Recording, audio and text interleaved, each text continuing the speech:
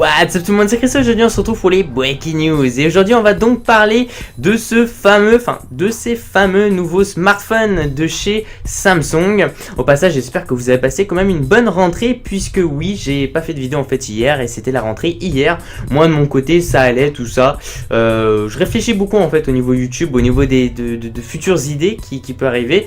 Et j'ai choisi on va dire des nouveaux concepts que je vous en parlerai très prochainement. J'en ai un peu parlé sur Facebook, donc voilà. Donc si vous êtes intéressé, on va dire suivez-moi sur Facebook pour plus d'infos. Donc on va parler de Samsung avec cette fameuse ce gros marketing qu'ils ont au niveau des smartphones. Et donc aujourd'hui on va parler de deux nouveaux smartphones, deux nouveaux Samsung qui vont arriver bien sûr après la sortie de ce fameux Samsung Galaxy S5 qui a fait, on va dire, un gros carnage, sachant aussi que ces deux smartphones que je vais vous présenter aujourd'hui, ce sont des smartphones qui vont être, d'après la firme donc Samsung, qui vont être dédiés plus aux jeunes que enfin voilà, c'est plus cette catégorie là qui a été visée, qui a été ciblée. Donc à mon avis ça sera, on va dire, un Samsung, enfin ce sont deux smartphones plutôt simples, avant de vous donner les caractéristiques, et surtout des smartphones, on va dire, assez puissants, mais surtout peu chers, peu coûteux. Dans tous les cas, j'espère, pour l'instant il n'y a pas de prix, honnêtement, voilà, il n'y a pas encore de prix là-dedans qui ont été dit, mais voilà, vu que ça a été, on va dire, dédié aux jeunes, on peut se dire que ça peut être un smartphone enfin ces deux smartphones là qui peuvent coûter, on va dire, pas très cher, voilà, en gros pour globaliser tout ça. Donc on aura le Galaxy A3 et le Galaxy A5. On va commencer tout de suite avec les informations. On a deux smartphones assez différents, ça me fait penser, je pense que vous savez, à Apple, avec, on a l'iPhone 6 et l'iPhone 6 Plus, parce que ici on a deux Samsung, donc en gros Galaxy, on a le A3 et le A5. Le A3 qui est plus petit que le A5. Alors le A3 donc je vous donne juste des petites informations ici, et après je vais vous donner les grosses caractéristiques qui va être le process, tout ça.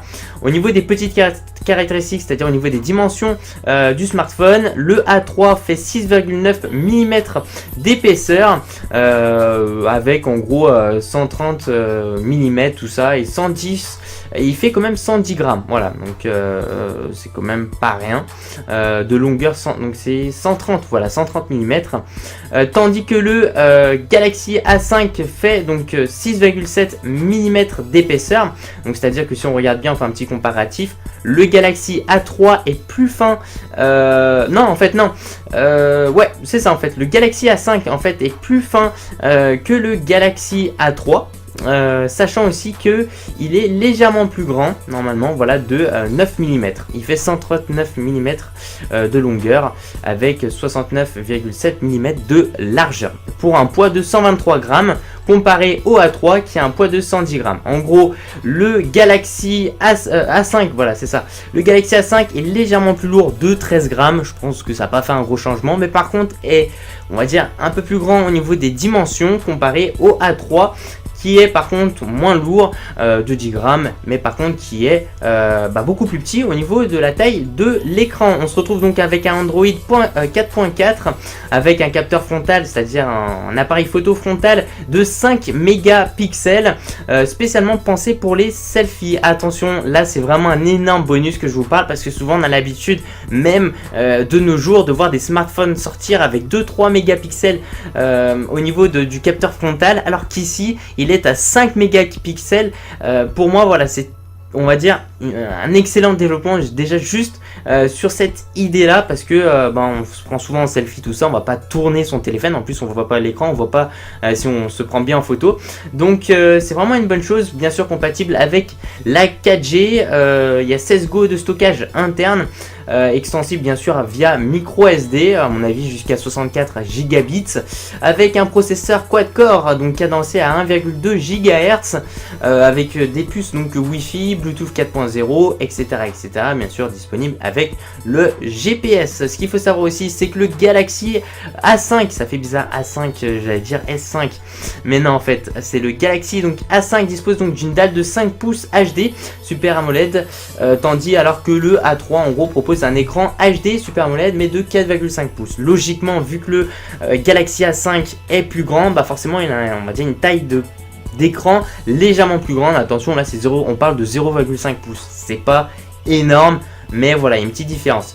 La petite différence aussi entre ces deux smartphones là, c'est que le Galaxy A5 compose en fait d'une batterie normalement voilà, d'une plus grosse batterie. Elle fait 2300 mAh contre 1900 mAh du Galaxy A3. Alors pour vous donner mon petit avis personnel, au niveau de la taille de la batterie, pour moi 1900 mAh ça reste quand même quelque chose d'assez assez faible. J'ai déjà médiocre, mais il faut pas en abuser aussi.